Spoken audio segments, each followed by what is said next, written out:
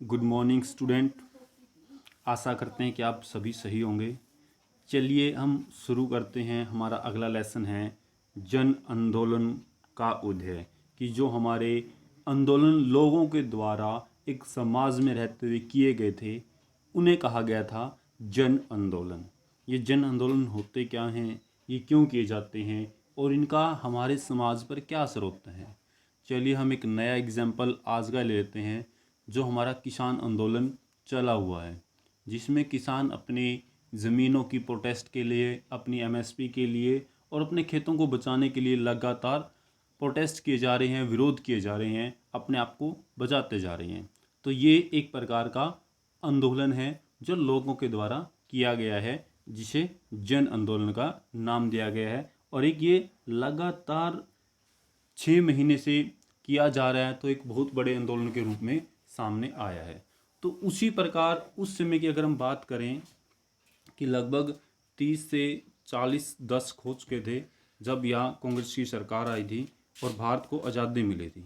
मतलब स्वतंत्रता के बाद यहाँ 30 से 40 दशक हो चुके थे और लोगों के द्वारा सरकार के प्रति एक विरोध की भावना जागने लगी थी।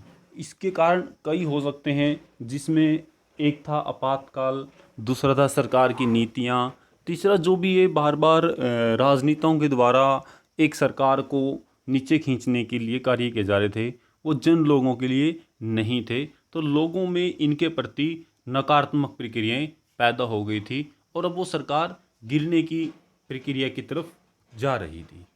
चलिए इस लेसन में शुरू करते हैं। ये कहानी कुछ ऐसी ही है जिसमें जन आंदोलन की प्रकृति के बारे में देखेंगे। कि आपको यहाँ एक तस्वीर दिखाई जाएगी। ये देखिए, इस तस्वीर में जो आपको लग रहा है कि ये जो महिलाएं हैं, बच्चे हैं, ये पेड़ों के साथ चिपके हुए हैं।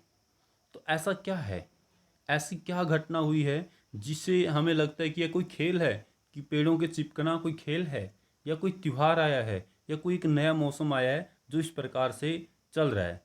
लेकिन आपको बता देते हैं, ये कोई ना तो ये कोई त्यौहार है, ना यहाँ कोई ऐसा मौसम है, और ना ही बच्चों का कोई खेल है।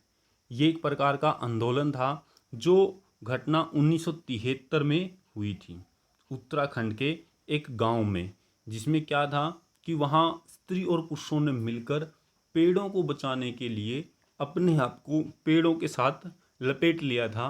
पेड़ों को काटने नहीं दिया जाएगा। तो ये आंदोलन धीरे धीरे पूरा विश्वव्यापी प्रसिद्ध हुआ और इस आंदोलन ने चिपको आंदोलन के नाम से जाना जाने लगा। तो अब देखते हैं ये चिपको आंदोलन था क्या, किस प्रकार हमारी ये शुरुआत की प्रक्रिया में आया।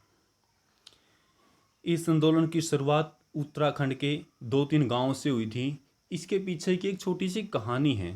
ये कहानी क्या थी कि गांव के लोगों ने सरकार से अपने खेत के लिए औजार बनाने के लिए अंगू के पेड़ों को काटने की अनुमति मांगी थी, लेकिन सरकार ने वो अनुमति देने से इनकार कर दिया और उन्होंने किसी भी प्रकार के पेड़ को काटने की मनाही की और कहा कि जो हमारा इन्वायरमेंट है या जो हमारा पर्यावरण बना हुआ है, इसको इससे इफ़ेक्ट पड़ेगा।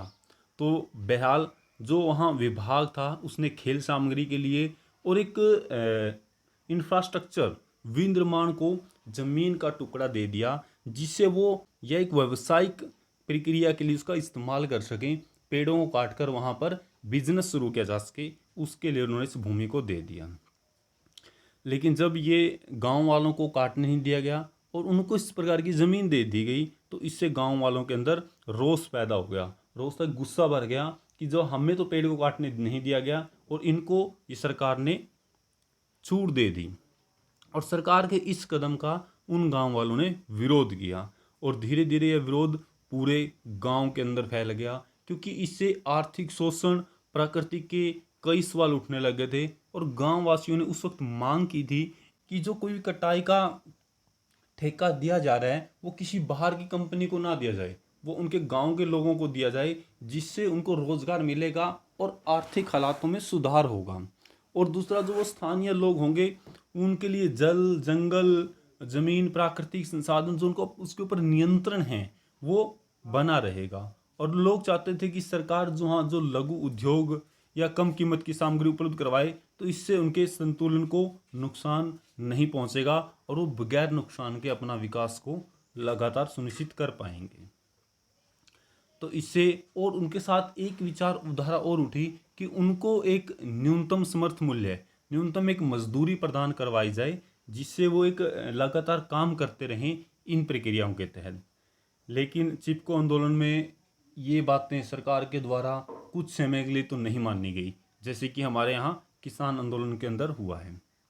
तो फिर क्या हुआ कि इस आंदोलन का जब रूप बहुत बड़ा हुआ तो इसमें महिलाओं ने भी एक बढ़ चढ़कर भाग लिया और धीरे धीरे ये पूरा आंदोलन एक नए तबके के रूप में एक गांव से दूसरे गांव, दूसरे गांव से तीसरे गांव, एक 2-3 गांव से शुरू होकर पूरे भारत के अंदर चर्चा का विषय बन गया। जिसमें क्या था कि जो वहाँ पर ठेकेदार थे वहाँ के लोगों के लिए शराब की तस्करी भी करते थे कि उनको शराब पिलाकर कार्य करवाते थे। तो महिलाओं ने उनको आगे उनके खिलाफ आवाज़ उठाई और एक नई प्रकार की प्रक्रियाओं के मुद्दों को उसमें सामने रखा। सरकार ने 15 सालों के लिए हिमालय क्षेत्रों की कटाई को फिर रोक दिया गया कि अब सरकार ने लगा कि अब इन प्रक्रियाओं को लागू नहीं रखा जा सकता, तो उन्होंने इसके ऊपर पाबंदी लगा दी। बहरहाल वहाँ इस आंदोलन को सफलता मिली और उन पेड़ों को काटने से रोक लिया गया और जो सरकार ने उनको परमिशन दी थी एक कंपनी को वापस लेनी पड़ी।